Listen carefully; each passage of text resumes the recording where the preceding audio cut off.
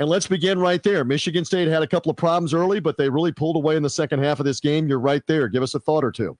That they did. And listen, I don't know how I got suckered into doing this thing with two guys who got more hair than I do, but nonetheless, I'm here for it. Listen, I think that, it took Michigan State a little bit of time. And, I think there are some instances where, I felt like during the duration of this season, but certainly hoping that it wouldn't get to a point where it's this late into the season, where, of course, everybody knows how great Jace Richardson has been for Michigan State, but that they would just tend to rely on him a little bit too much. Now, of course, Michigan State in true Michigan State fashion, find a way and start with their pace, getting up and down the floor in transition and using some of their depth. This is where some of those successful teams in the month of March tend to be so successful because you could play so many guys. Izzo plays about 10 of them.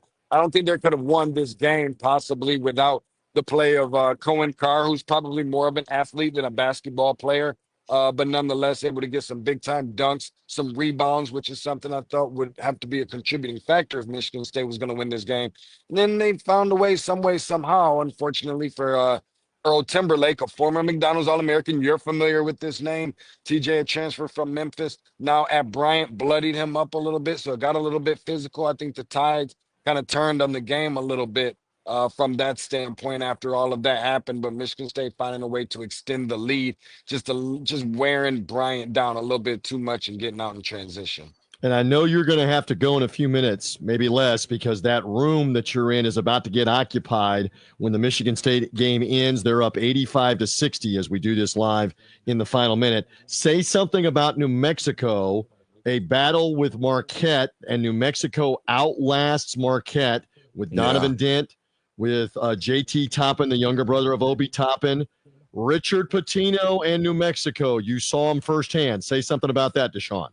I thought, I was the one guy that probably everybody hates because they still owe money from last year, taking New Mexico all the way to the Final Four. Maybe I just saw it a little bit too early, and I'm not saying it's a Final Four caliber type of team, but they are tough as nails. And Donovan Dent versus Cam Jones, two guys I think are top 5, unarguably top 10 best point guards in the country going at it.